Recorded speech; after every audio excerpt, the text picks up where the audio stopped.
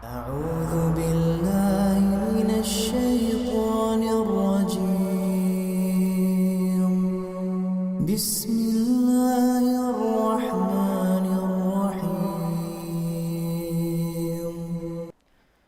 Bismillahirrahmanirrahim. Assalamualaikum warahmatullahi wabarakatuh. Alhamdulillah wassalatu wassalamu ala Rasulillah wa ala alihi wa sahbihi wa man wala. Saudaraku, kita akan menjelaskan kasus yang berbeda bagi orang yang sakit. Namun sakitnya ini adalah sakit di mana sebahagian anggota wudhunya terluka. Apakah itu karena luka kecelakaan jatuh atau mungkin luka kena pisau atau mungkin dia luka bakar gitu. Di sebagian anggota tubuhnya yang harus tersentuh air. Maka kita akan jelaskan secara terperinci dengan kondisi masing-masing mereka. Misal kondisi yang pertama ada seseorang yang sakit,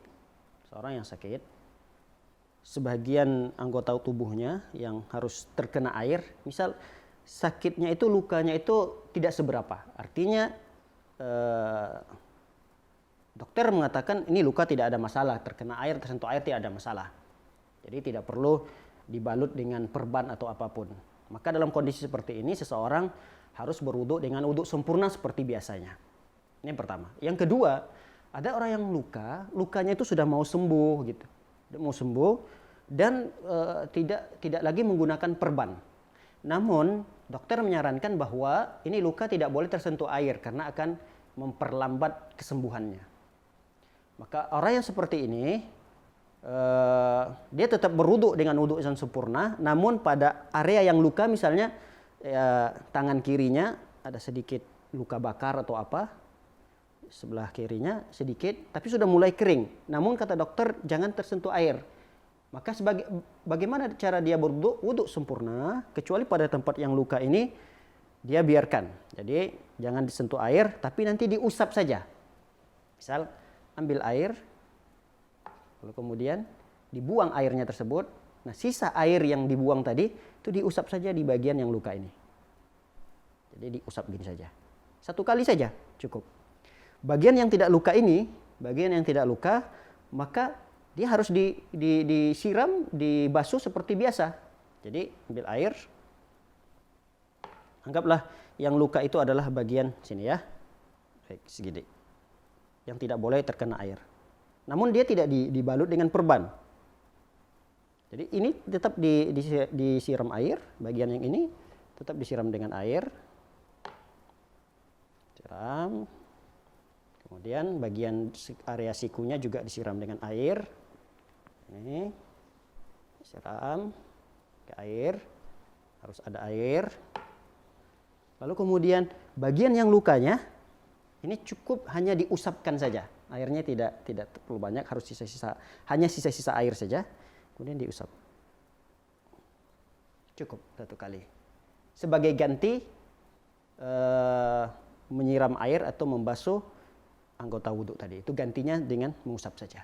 Ini yang kedua. Kondisi yang ketiga, lukanya memang tidak diperban, tapi masih basah dan terlalu banyak gitu. Di anggota tubuh yang harus disiram air itu, dibasuh air itu, lukanya banyak. Dan memang tidak boleh terkena air. Maka di sini ada khilaf para ulama. Ada yang mengatakan dia tetap berwudu seperti wudu biasa. Anggota wudu yang luka tadi, maka itu diganti dengan tayamum. Ini pendapat yang pertama. Pendapat yang kedua, wallahu a'lam, jika memang anggota wudu itu sebahagian besarnya tidak boleh tersentuh air, maka cukup diganti dengan tayamum saja.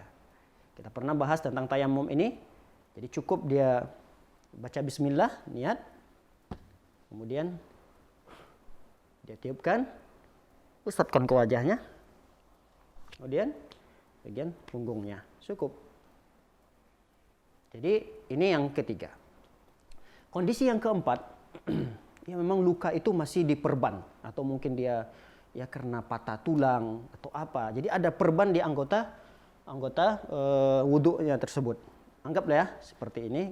Ya ini adalah bagian yang diperban. terluka, bagian yang masih diperban. Nah, bagaimana wudhu orang yang terluka seperti ini masih ada perban di anggota yang harus disiram dengan air? Dia wudhu seperti wudhu biasa, tetap seperti wudhu biasa, anggota wudhu yang lain. Nanti giliran tangan yang terluka ini yang masih diperban, maka juga sebahagian yang masih tersiram air tetap disiram air. Ambil air, kemudian disiramkan bagian yang tidak dibaluti perban ini. Kemudian bagian sikunya disiramin. Yang bagian yang masih bisa tersentuh air, sentuh air. Kemudian bagian yang diperban ini cukup diusapkan saja di atas perbannya. Cukup diusapkan saja di atas perbannya. Baik. Nah, ini keadaan-keadaan bagi orang yang sakit untuk tetap harus bersuci jika dia berada pada keadaan-keadaan tadi. Karena sudah kita jelaskan ada 4 keadaan. Jika dia tidak mampu sama sekali, cukup dengan tayamum. Namun usahakan tayamum itu pada tempat yang ada debunya. Kalau tempatnya bersih, dianggap hal ini tidak ada debu di sekitarnya, maka boleh saudaranya atau siapa yang mengambilkan ya sedikit debu untuk dibawa buat orang yang sakit tadi untuk bertayamum. Ya, barakallahu fikum. Semoga hal ini bermanfaat. Assalamualaikum warahmatullahi wabarakatuh.